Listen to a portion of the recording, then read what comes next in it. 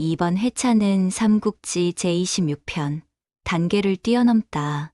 유비가 연전연패의 이유를 깨닫다입니다. 이야기 시작 전에 구독과 좋아요로 응원해 주시면 큰 힘이 됩니다. 그럼 지금부터 본격적으로 시작하겠습니다. 채모는 장군부로 돌아오자 휘하 장수들을 소집하였다. 그리고 이들에게 명한다. 유비가 지금 객사에 묵고 있다. 지금 이자를 없애려 하니 허 장군은 군사 500을 이끌고 나와 함께 객사로 가자. 오 장군은 정예병 6만을 데리고 성 밖에 주둔하고 신야성 공격 명령을 기다려라. 송 장군, 형주 9개 군을 봉쇄하여 백성들의 출입을 막고 삼엄한 경계를 펼치라. 예. 명령을 받은 장수들은 제각기 임지로 흩어졌다. 그 시간 유비가 묵고 있는 객관에서는 유황숙, 유표의 장자 유기가 유비의 처소로 급히 뛰어들며 유비를 불렀다. 유비가 방문을 열자 유기가 인사할 사이도 없이 달려들었다. 황숙, 공자. 유비가 방문을 닫으며 물었다. 이 야밤에 무슨 일이오? 유기는 거두절미 본론부터 꺼낸다. 우선 여쭐 것이 있습니다. 오늘 아버님과 단둘이서 애기하셨죠? 그렇소, 단오절이잖소. 술이나 하자 하셨소. 무슨 말씀을 나누셨습니까? 유비는 느닷없이 뛰어들어온 유기가 묻는 말에 의문도 들었으나 그가 서두는 품이 이상하여 순순히 대답해 주었다. 후계자 문제를 꺼내시길래 장자를 끌어내리는 것은 도리에 어긋난다 하였소. 그러자 유기는 두 손을 모아 고개를 숙이며 황숙 감사드립니다. 하고 예를 표한다. 그리고 이어서 말하는데 하지만 덕분에 황숙께 큰 화가 닥치게 되었습니다. 하고 말하는 것이 아닌가. 유비가 그 말을 듣고 반문한다. 무슨 일이오? 경승형이 날 죽이려 한단 말이오? 아니요, 채모가 손을 쓰려고 합니다. 지금 채모가 장군부에서 병사들을 점거하고 있습니다.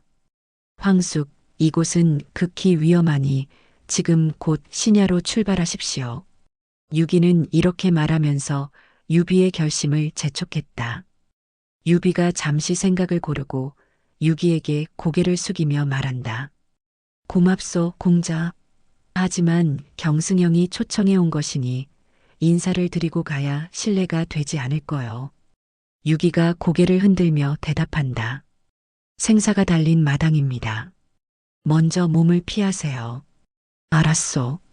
얼마 후 채모의 군사 500명이 객사로 몰려왔다. 그러나 이미 유비는 몸을 피한 뒤였다. 이들은 객사를 샅샅이 뒤져보고 장군, 전부 뒤져봤는데 유비는 그림자도 안 보입니다. 하고 채모에게 고하니 채모가 분명히 여기 머물 터인데 왜 안 보인다는 말이냐? 관주를 불러오라. 불려온 관주가 채모 앞에 대령하자 유비는 어디 갔느냐? 하고 채모가 다그쳐 물었다. 그러자 불려온 관주는 황숙께선 이경쯤 되었을 때 아무 말도 없이 말을 타고 나갔습니다. 하고 대답한다. 그 말을 듣고 채모가 황급히 유비가 머물던 방으로 들어갔다. 그리고 온 방안을 샅샅이 살펴보았다. 과연 유비는 종적을 찾을 수가 없었다. 절치부심하던 채모는 망연히 객사 안을 바라보다가 객사 바람벽에 시 한 수를 써놓고 방을 나왔다. 잠시 후 유표가 호위 병사를 거느리고 객사에 나타났다. 야심한 시간에 웬 수선인가? 그러자 채모가 앞으로 나서며 주공, 관주의 보고를 받았습니다. 유비가 이경쯤 갑자기 객관에서 도망쳤다 합니다. 저는 형주성의 치안을 담당하는 터이라 손님인 유비에게 무슨 일이 생기면 그 죄를 어찌하겠습니까? 그래서 직접 조사하러 왔습니다. 하고 둘러대었다. 그런가? 유표는 짧게 대답하고 유비가 머물던 방으로 갔다. 그리고 방안을 천천히 살펴보았다. 그런데 바람벽에는 못 보던 시가 씌어 있는 것이 아닌가. 그 시는 이런 내용이었다. 수년도 수곤, 공대구 산천, 용기지중물, 승내욕상천, 세월을 부질없이 보내길 몇 해런가. 옛 산천을 헛되이 대하고 있네. 용이 어찌 늪속에 살 수 있으랴. 우레를 타고 하늘에 오르려 하네. 유표는 그 시를 읽고 내 유비에게 섭섭하게 대한 바 없거늘 다른 마음을 품다니 하고 말하며 크게 노했다. 더구나 채모는 추공, 이 시는 유비가 형주라는 연못에 머물지 않고 천하로 나서겠다는 뜻이 아니고 뭐겠습니까? 하고 외치며 유표의 녹이 충천을 부추겼다. 그 말을 듣고 유표가 말한다. 이 시를 보니 유비가 정말 형주를 차지할 속셈을 가지고 있었군. 그렇습니다. 내 이자를 반드시 제거하리라. 유표는 바람벽에 쓰인 시가 유비라도 된 것처럼 손가락질을 하며 다짐하듯 외쳤다. 그러자 채무가 즉각 대답한다. 추공, 군사는 이미 준비되어 있습니다. 결심이 그러하시다면 지금 곧 신야로 군사를 몰고 가겠습니다. 유표는 그 말에 대답하지 아니하고 발길을 돌리다가 혹시 이 시는 누가 나와 유비를 이간하기 위해서 일부러 써놓은 것이 아닐까? 유비가 시를 잘 짓는다는 소리를 들은 바 없으니 퍼뜩 그런 생각이 들었다. 그래서 명을 재촉하는 채모에게 이 시는 너무 조잡해서 현덕이 쓴 것 같지 않다. 게다가 현덕이 시를 쓰는 걸 본 적도 없어. 하고 잘라 말했다. 그러자 애가타게 명을 기다리던 채모가 주공, 유비는 분명 다른 마음을 품고 있습니다. 그렇지 않으면 왜 한밤중에 떠났겠습니까? 하고 명령을 재촉하는 것이었다. 그러자 유표는 채모의 말을 듣고 그의 말에 진이의 의문의 눈길을 보냈다.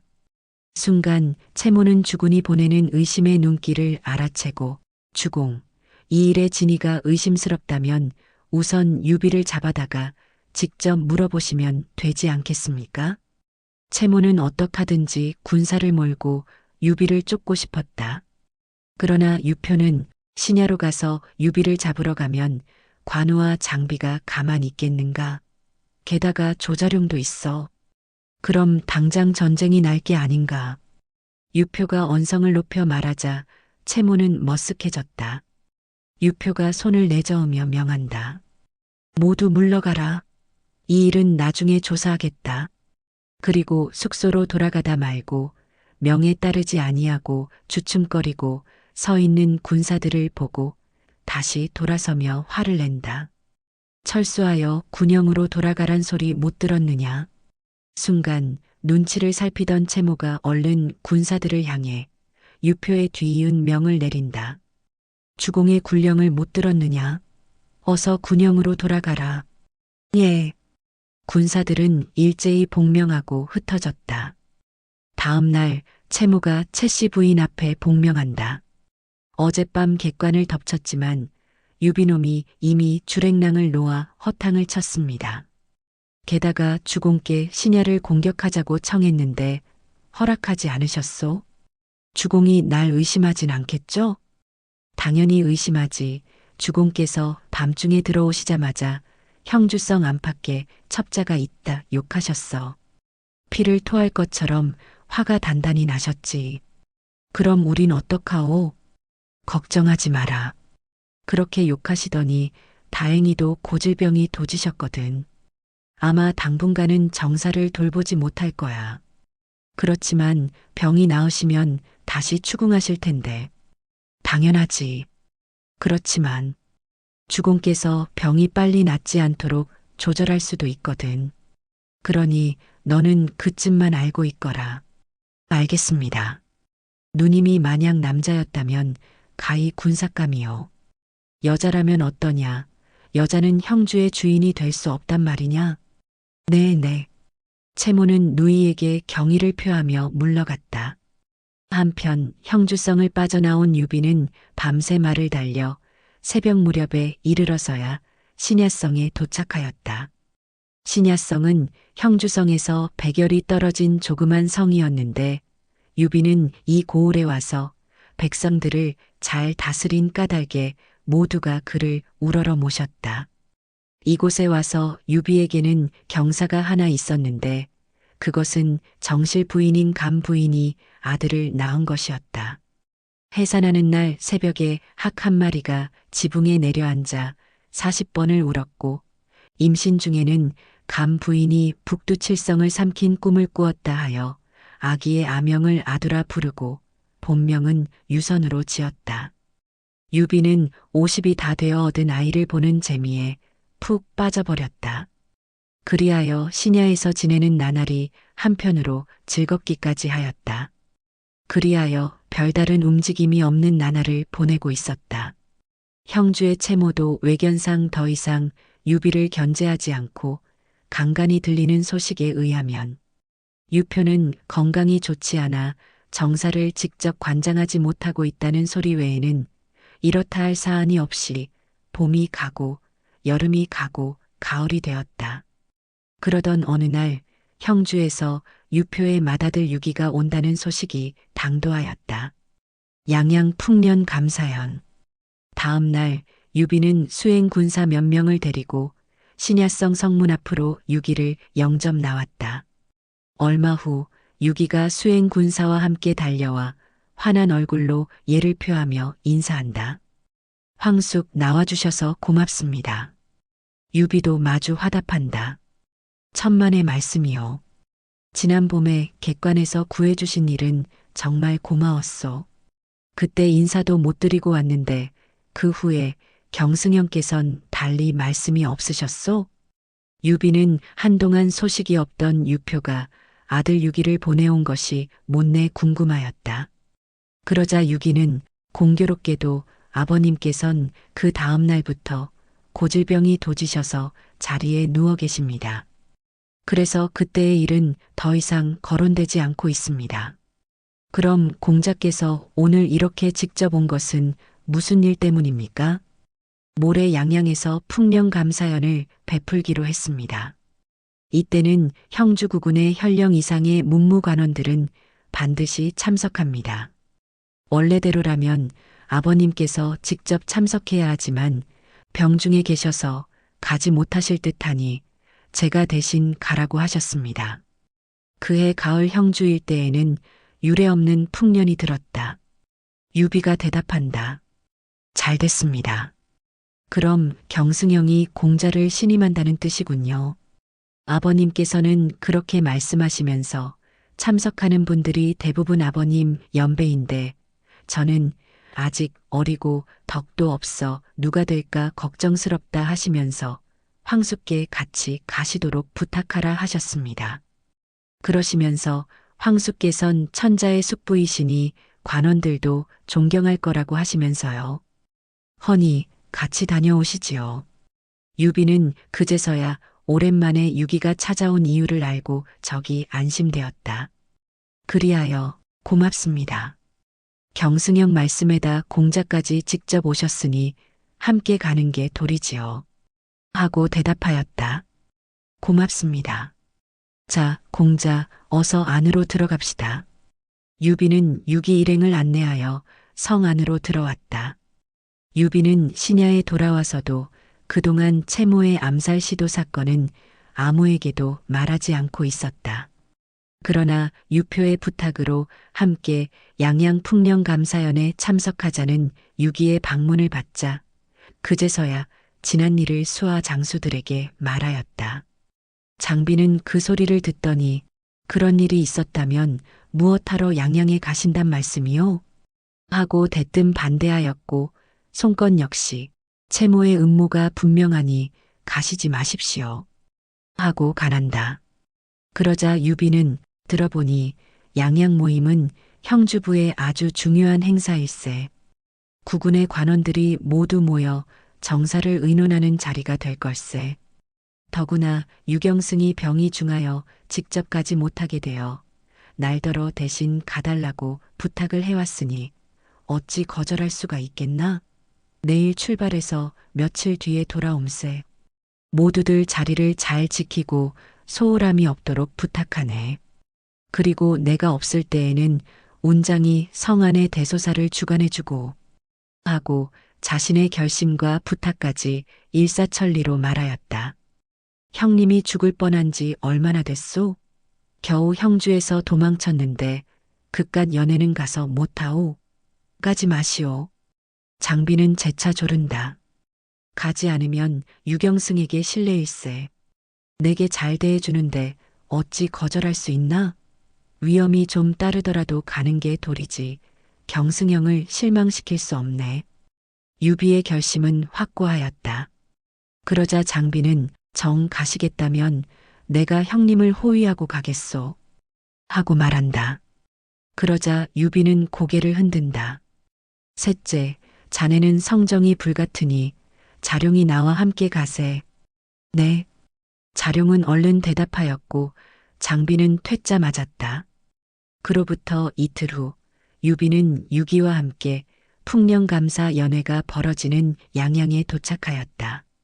그리하여 관내에서는 말에서 내려 행사가 준비 중인 연회석으로 천천히 걸음을 옮겼다. 그때 마주오던 한 사내가 유비의 말을 가리키며 말을 건넨다. 신마로군, 아주 귀한 말이오. 유비가 걸음을 멈추고 사내에게 인사를 해보이며 대답한다. 이 말의 진가를 알아보시다니 안목이 있으시군요. 선생의 조남은 어찌 되시오?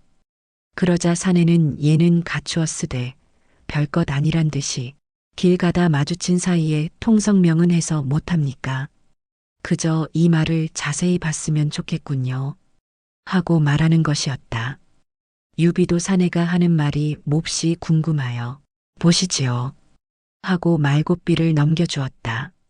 사내는 말 앞에 다가가 말의 이모저모를 살펴보고 말은 훌륭해 보이나 눈 아래 눈물골이 있군요. 흰말의 네 발이 모두 검은 것을 사억이라고 하며 옛날부터 이런 말을 흉마로 치며 이마박에 검은 점이 있는 것을 정로라고 해서 더욱 흉마로 부릅니다. 매우 위험한 말이니 이 말을 타지 마시오. 주인을 해치는 상이군요.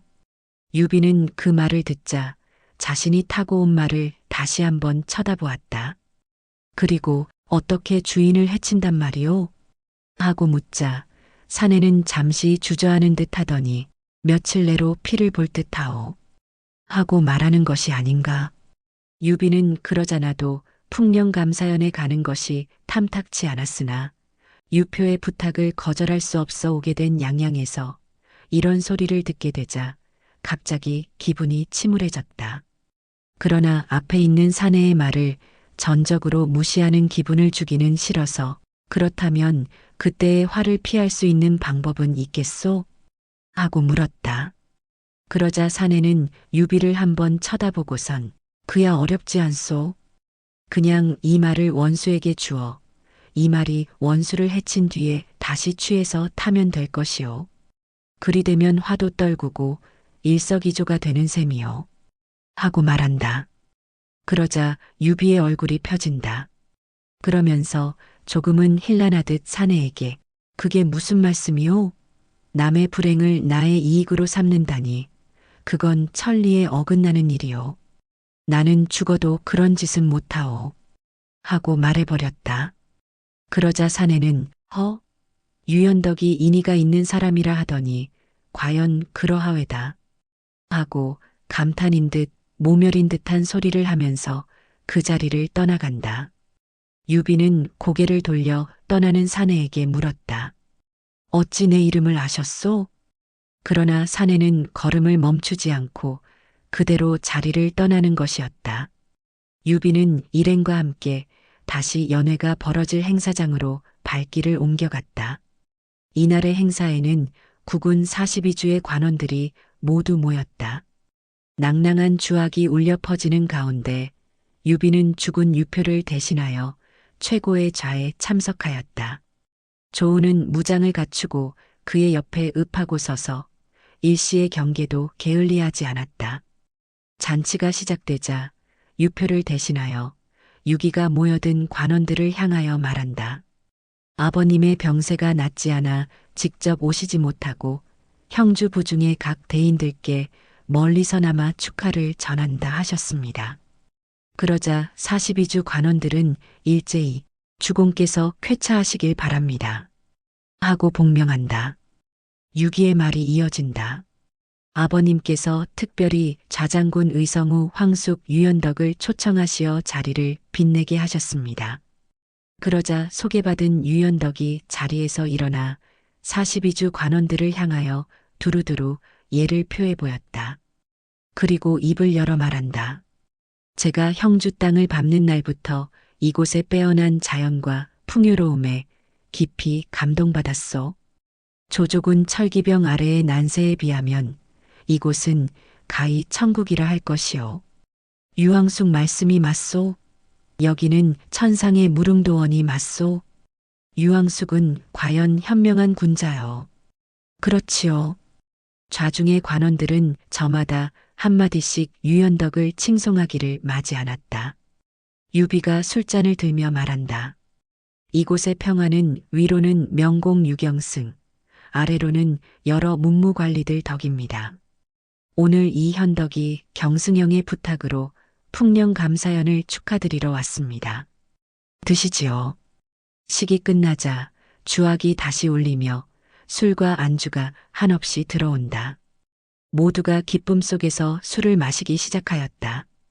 이와 같이 잔치가 벌어진 가운데 백성들 뒷줄에 슬며시 끼어 연단의 거동을 살피던 채모는 연회장을 빠져나와 자신의 아우 채화를 시켜 군사들을 이끌고 동문을 지키게 하고 남문 밖에는 채중을 보내고 북문에는 채운으로 하여금 철통같이 지키게 하였다. 다만 서문은 사람이 도저히 건널 수가 없는 단계가 가로막고 있어 군사를 그곳에는 보내지 않았을 뿐이었다. 이렇게 군사를 배치해 놓은 채모가 기회를 엿보고 있는 가운데 연회는 시시각각 무르익어가고 있었다. 잠시 후 유비가 자신의 뒤에서 칼을 차고 시립해 있는 조은을 보고 말한다. 자룡, 자네도 칼을 벗고 한잔하게나. 주공, 저는 호위를 맡았으니 마시지 않는 것이 좋겠습니다. 모두 형주의 관리들일세. 우리가 여기 오래 있으려면 그들을 예의로 대해야 하네. 그런데 자네가 칼을 차고 이곳에 있으면 불편해하지 않겠나? 그러니 외청에 나가 있도록 하게. 술도 한잔하고 말야. 잠시 대답을 주저하던 조은은 주공의 명을 거역할 수가 없어. 알겠습니다. 하고 대답하고 외청으로 나가버렸다. 조은이 유비 곁에서 나가버리자 채모는 즉각 행동을 개시하였다. 그리하여 그의 명령에 따라 형주의 군사들이 양양성 동남북문을 중심으로 철통같이 에워싸기 위해 분주히 움직였다. 이런 움직임을 발견한 유기의 주부가 바삐 달려와 유기에게 귓속말로 알린다. 그러자 유기는 심상치 않은 모략이 진행됨을 감지하고 곧바로 유비에게 달려간다. 황숙, 채모가 또 황숙을 해치려고 합니다. 동문, 남문, 북문 밖에는 군사들이 매복해 있으니 급히 서문으로 피하십시오. 시각이 바쁩니다. 황숙, 어서 피하십시오. 유기는 난감한 듯 하늘을 올려다보며 유비를 재촉한다. 유비가 처참한 얼굴로 대답한다. 공자, 꼭 도망을 해야만 하오. 유비는 그렇게 말하며 도로 자리에 주저앉았다.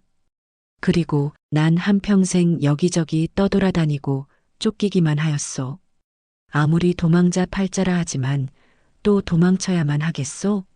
하늘의 뜻에 맡기면 그만이요. 채모가 날 어쩌나 보게.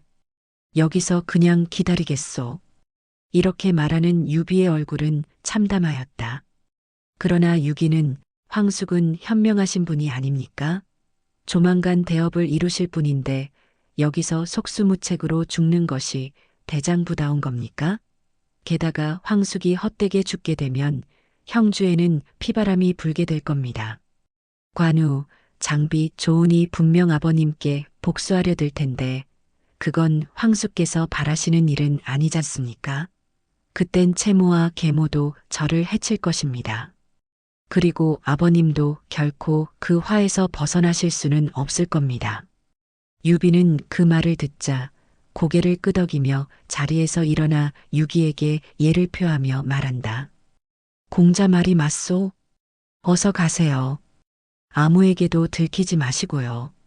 유비는 유기에게 가벼운 목례를 해보이고 다른 사람들이 눈치채지 못하도록 그 자리를 벗어났다. 그리하여 자신이 타고 온 정로를 서문 앞으로 끌고 간 뒤 문을 나서자마자 말을 타고 앞으로 내달렸다. 저기 유비가 도망친다. 유비의 뒷모습을 발견한 채모가 소리쳤다. 쫓아라, 쫓아. 채모가 병사를 독려하며 유비의 뒤를 맹렬히 추격하기 시작했다. 외청에 나가 있던 자룡은 군사들의 수상한 움직임을 감지하고 즉시 유비에게로 달려왔다. 그러나 유비는 보이지 않는 것이 아닌가. 자룡이 유기에게 황급히 묻는다. 공자, 우리 주공은? 장군, 당황하지 마시오. 황수께선 이미 떠나셨소. 자룡은 그 말을 듣자마자 양양에 올 때 함께 몰고 온 호위 병사들을 서둘러 불러 채모가 군사를 이끌고 달려간 뒤를 추격하기 시작하였다. 유비는 정로마를 달려 급히 도망하였다. 그리하여 한참을 달려가 보니 앞불사 앞은 깊은 강으로 가로막히고 그 건너는 깎아지른 절벽이 아닌가. 유비는 급한 중에도 전방의 상황을 보고 황당했다. 눈앞은 깊이를 알 수 없는 강에 막혀 있고 뒤에서는 채모가 군사를 새까맣게 이끌고 달려오는 것이 아닌가. 잠시 망설이던 유비는 그대로 정로마를 강으로 몰아갔다. 허우적거리며 강 속으로 들어간 말은 강 한복판에 이르러 더 이상 앞으로 나아가길 주저하며 머뭇거린다. 정로야, 오늘 내가 기어코 나를 해치려는구나. 유비는 순간 양양 저자거리에서 불현듯 만난 그 사내의 말이 떠올랐다. 아! 유비가 한탄을 하였다. 그때였다. 강변에서 채모의 군사들이 쏜 화살이 유비의 주변에 팍팍 떨어지기 시작하였다. 이잉! 그 순간 정로가 비명에 가까운 소리를 질러대더니 곧장 강물을 박차고 몸을 솟구쳤다. 그리고 번개같이 앞으로 내달아 강 건너편을 향하는 것이 아닌가. 그 순간 유비가 있던 자리에 수백 발의 화살이 한꺼번에 쏟아졌다. 아니 저럴 수가. 유비의 뒤를 쫓던 채모와 군사들은 단계를 뛰어넘은 유비를 보고 입을 다물지 못했다. 채모는 강 건너편에서 서서히 자리를 떠나는 유비를 그저 멍한 눈빛으로 바라볼 뿐이었다. 잠시 후 조은이 군사를 이끌고 나타났다. 조은이 채모를 의심스러운 눈초리로 바라보며 묻는다. 채 장군, 우리 주공은 어디 계시오? 채모가 퉁명스런 어조로 대답한다. 자네 주공, 이미 저 맞은편으로 건너가셨네. 조은이 주변을 돌아보더니 도저히 믿을 수 없다는 표정으로 말한다. 그럴 리가. 골짜기가 이렇게 깊은데 과연 어느 말이 저길 뛰어넘을 수 있겠소? 채모도 기막힌 표정을 지으며 말한다. 장군 말이 맞소. 헌데 유비는 저길 뛰어넘었단 말이오. 조은이 채모와 그의 군사들을 둘러보며 다시 묻는다. 그런데 왜 병마는 끌고 오셨소? 채모가 궁색하게 둘러댄다. 국군 42연 관원이 모두 양양에 있는데 형주의 상장군으로서 호위를 해야 할 게 아니오? 조은이 창끝을 채모에게 겨누며 외친다. 그건 그렇고 우리 주공을 어찌했나? 왜 여기까지 따라왔단 말인가? 채모가 칼을 뽑으며 대적할 자세를 보인다. 난 아무 짓도 안 했소. 못 믿겠거든 직접 유비에게 가서 물어보시오. 그러더니 이어서 말한다. 치워라. 조은. 자네 주공은 지금 생사를 알 수 없는데 지금 여기서 싸움이라도 벌일 셈인가? 조은은 천천히 창을 거두며 뒤로 물러섰다. 그 즉시 채모는 군사들을 돌려 양양으로 돌아가기 시작하였다. 채모가 떠난 뒤 조우는 다시 한번 단계 강 기슭에서 강폭과 수심을 유심히 살펴보았다.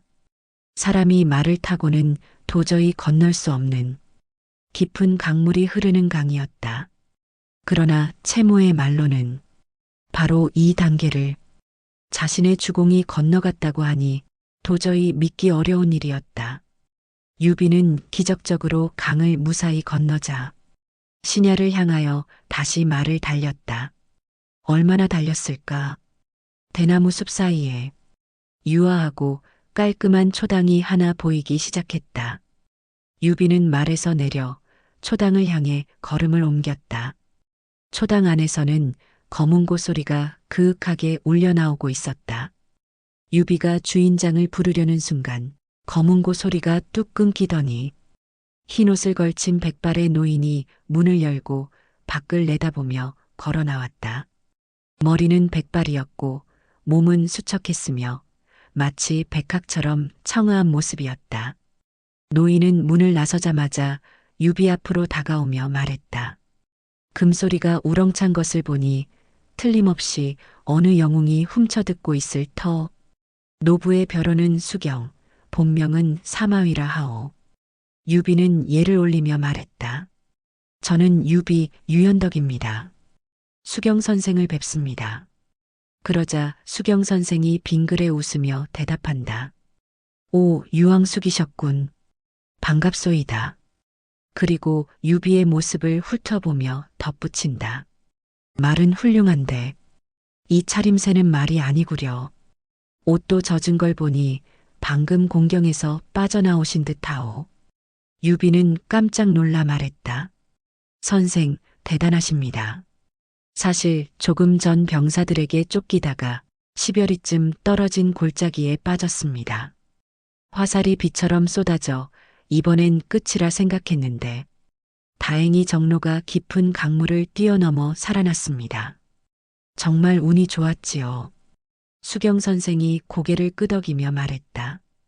그렇다면 전례 없는 대단한 일이요. 전례가 없다니요? 그 골짜기는 단계라 하오. 옛날 초패왕 항우가 그곳에서 진나라 투항병 30만을 몰살했던 자리지. 피가 내를 이루고 수급이 산을 이루었던 곳. 수년이 지나 그 모든 것이 강으로 흘러들어갔다오. 그 물속엔 원한이 맺힌 영웅의 고온이 얼마나 많겠소. 그런데도 유장군은 그곳을 뛰어넘어 살아났다? 그건 보통 일이 아니오. 유비는 놀라 고개를 들어 하늘을 바라보았다. 아, 세상에 이런 일이. 수경 선생은 미소 지으며 말했다. 하늘에 감사해야 할 일이요. 집안에 술 몇 동이가 있소. 들어와 몇 잔 하시지요. 유비는 예를 갖추어 감사 인사를 올리고 초당 안으로 들어갔다. 두 사람은 마주 앉아 술을 나누기 시작했다. 수경 선생이 먼저 물었다. 장군, 형주 유표의 앞날이 어떨 것 같소? 유비는 단정하게 대답했다. 유경승은 제 황영이요. 덕과 인이 있고 문무를 겸비했으니 한나라를 부흥시킬 인물입니다. 그러자 수경 선생은 갑자기 웃음을 터뜨렸다. 하하하, 장군 지금 그 말 본인도 믿지 않잖소? 체면 때문에 말을 아낀 것이지? 유비는 부끄러운 듯 자세를 고쳐 물었다. 그렇다면 선생께서는 유경승을 어떻게 보십니까? 수경 선생이 조용히 말한다. 밖에는 강적이 있고 안에서는 가족끼리 다투고 형양각지 아이들이 부르는 노래를 들어본 적 있소? 노래라니요? 이렇소. 8, 9년간 시옥세, 지13년 무혈유, 도두 천명 유속이, 이중 발룡 향천비, 8, 9년째부터 쇠락하기 시작하여 13년이면 남는 것 없으리. 때가 되어 천명이 돌아와 진흙 속 묻혔던 용이 하늘로 오르리라. 수경 선생이 설명을 이었다. 건한 8년에 유표가 전처를 잃고 집안이 어지러워졌소. 그때부터 쇠퇴가 시작되었지. 13년 뒤엔 아무것도 남지 않는다는 건 유표의 사오를 말한 것이요. 그리고 마지막 구절의 용이 하늘로 오른다는 것은 다름 아닌 유장군, 당신을 말하는 것이요. 유비는 크게 놀라 말했다. 제가 어찌 감히 그런 일을 감당하겠습니까? 천만의 말씀.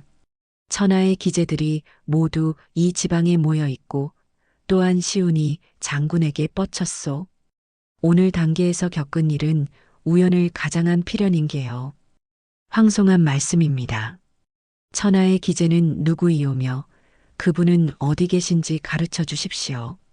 저는 병력도 얼마 되지 아니하고 장수도 적어 수많은 세월 동안 싸우기만 하면 계속 패했습니다. 저 같은 사람도 선생이 말씀하신 대로 대업을 이룰 수 있겠습니까? 이 세상에는 영웅이 적지 않소. 허나 아무리 큰 뜻을 품었다 하여도 그것을 이루는 사람은 극히 적소. 어째서겠소? 용의 기상을 가졌더라도 승천하려면 날개 두 쪽이 있어야 할 게 아니오. 바로 무라는 날개 말이오. 장군은 무는 강하나 문이 약하오.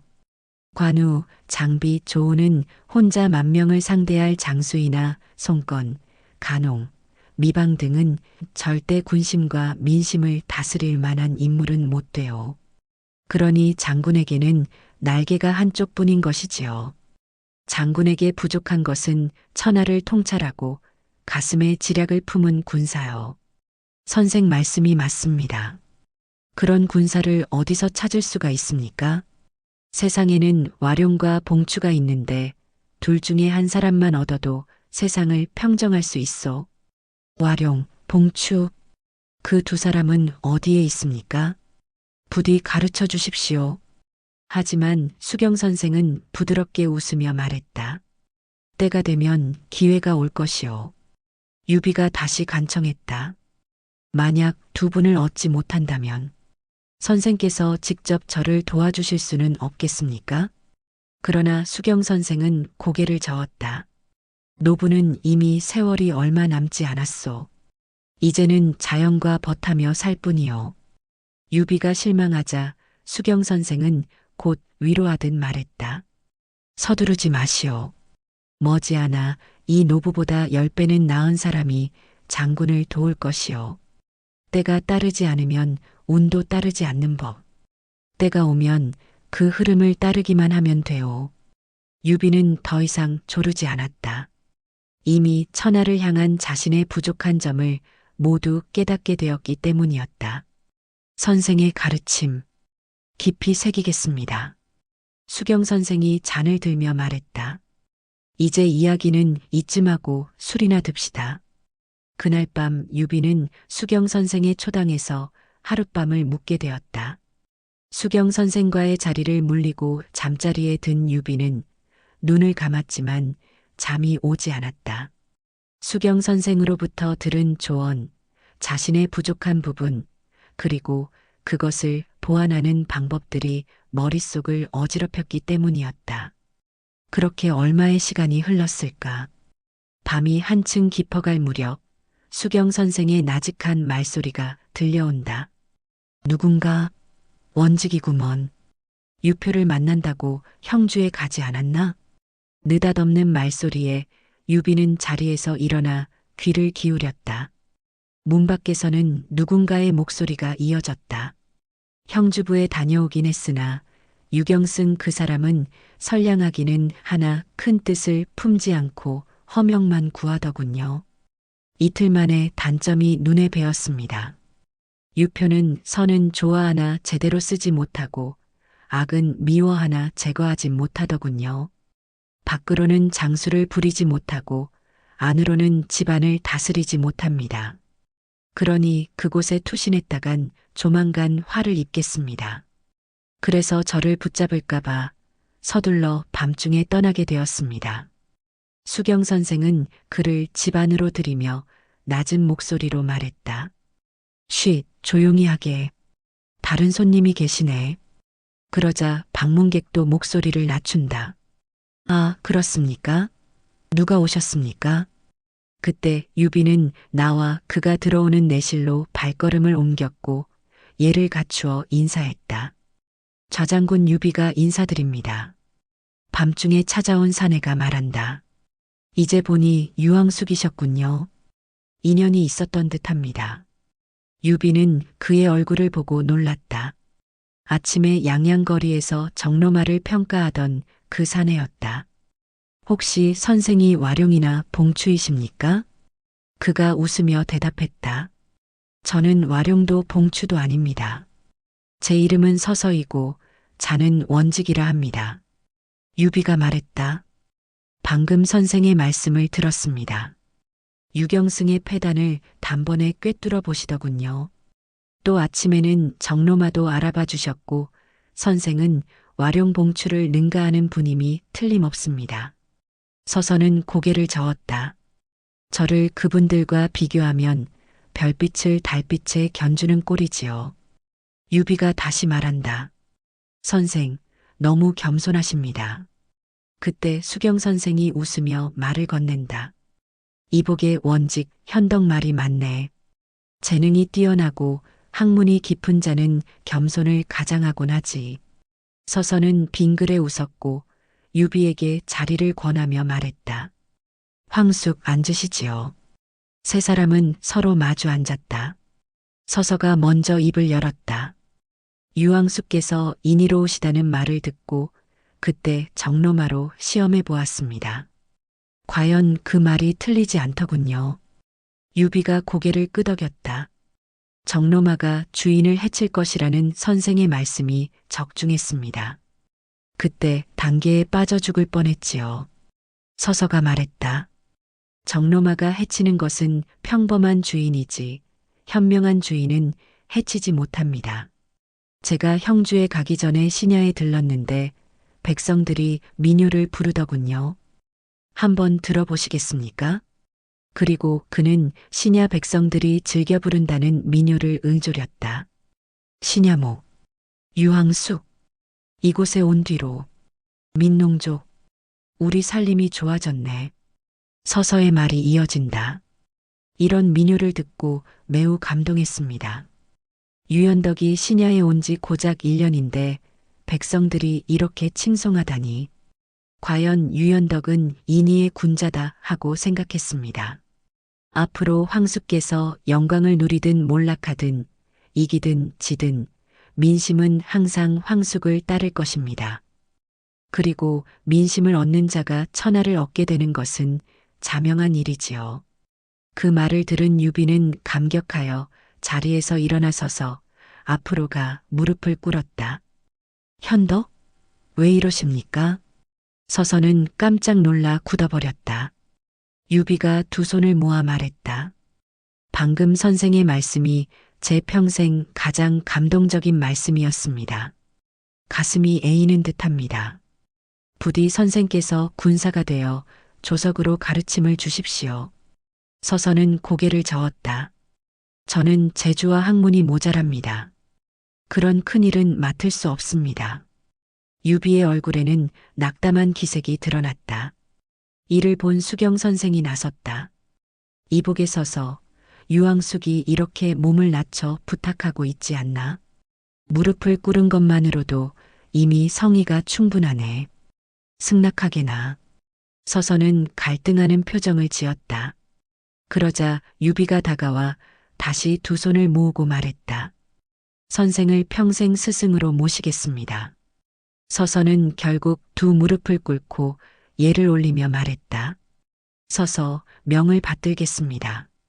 유비는 기뻐하며 그를 일으켰고 수경 선생이 다가와 말했다. 두 사람의 만남은 경사로운 일이요. 축하하오. 그때 밖에서 부르는 소리가 들렸다. 주공, 주공. 자룡이군. 목소리를 알아본 유비가 반색을 하며 말했다. 제 부장 조은이 찾으러 왔군요. 수경 선생이 그 소리를 듣고 말했다. 상산 조자룡, 그 이름은 천하가 다 알지 않소? 어서 들어오라고 하시오. 유비가 방문을 열고 밖을 향하여 소리친다. 자룡, 주공, 어둠 속에서 조자룡이 부하 군사들과 함께 초당 앞으로 달려온다. 그리고 무릎을 꿇으며 주공, 자룡, 여긴 어떻게 찾아왔는가? 밤새 주공을 찾아다니다가 말발굽 흔적을 발견하고 뒤따라왔습니다. 충성스럽구나. 유비는 이렇게 말하고 난 뒤 조은의 손을 잡고 수경과 서서를 향해 말했다. 이쪽은 수경 선생과 서서 선생일세. 이쪽은 조은, 조자룡입니다. 하고 양쪽을 번갈아 소개하였다.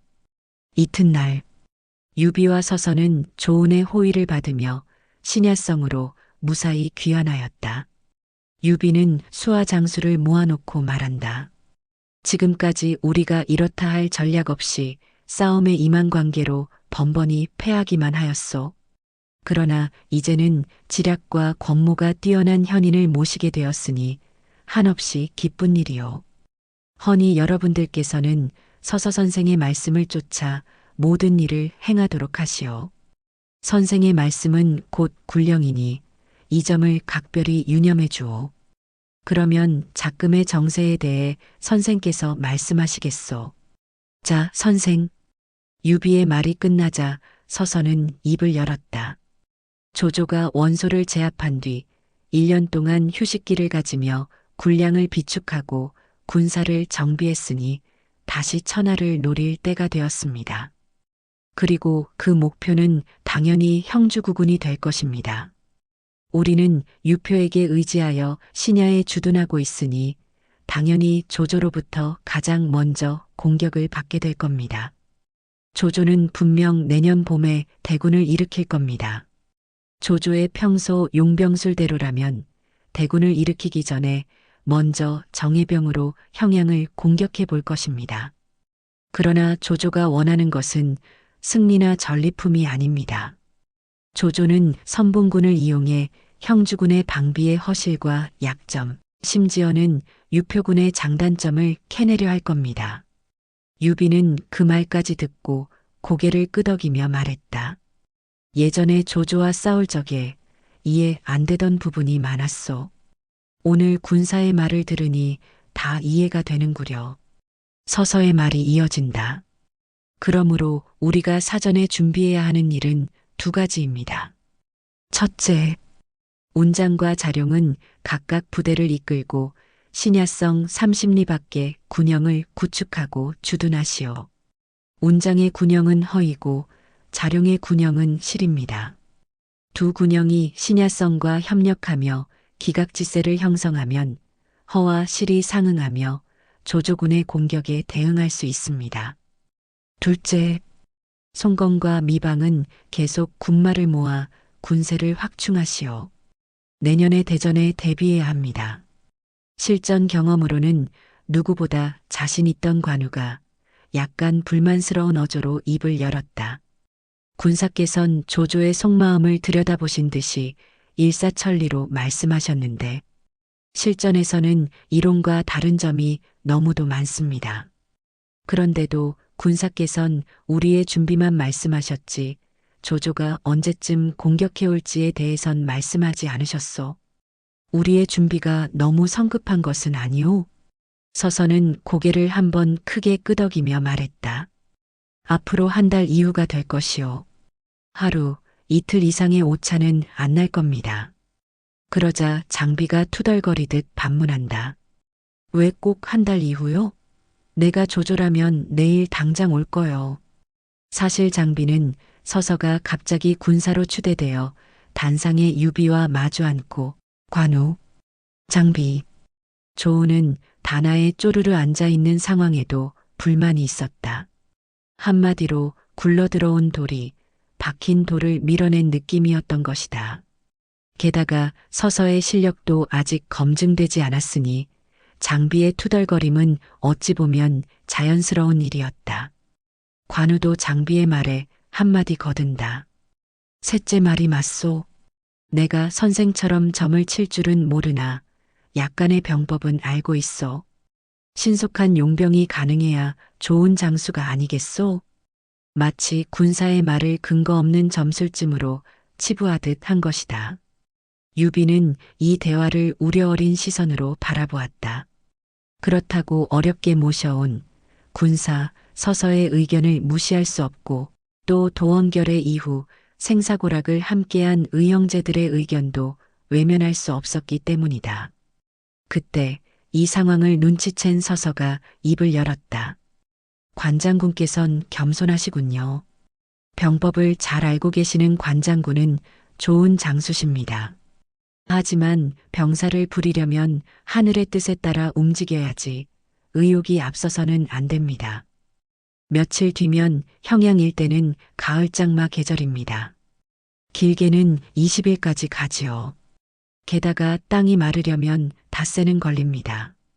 조조군이 허도에서 여기까지 오려면 닷새는 걸리지요.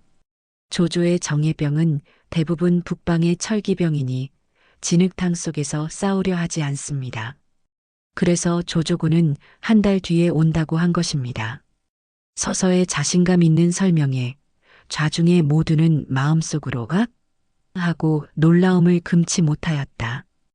유비 역시 눈을 크게 뜨며 입을 열었다. 여러분, 어서 군사의 명령에 따라 맡은 임무를 수행하시오. 순간 군사의 명을 따르겠다는 뜻으로 모든 장수와 모사들이 동시에 자리에서 일어섰다. 유비의 명이 이어진다. 명심하시오. 군사의 말은 모두 군령이요. 존명. 모두가 우렁차게 대답하였다. 시청해 주셔서 감사합니다. 편안한 시간 되십시오.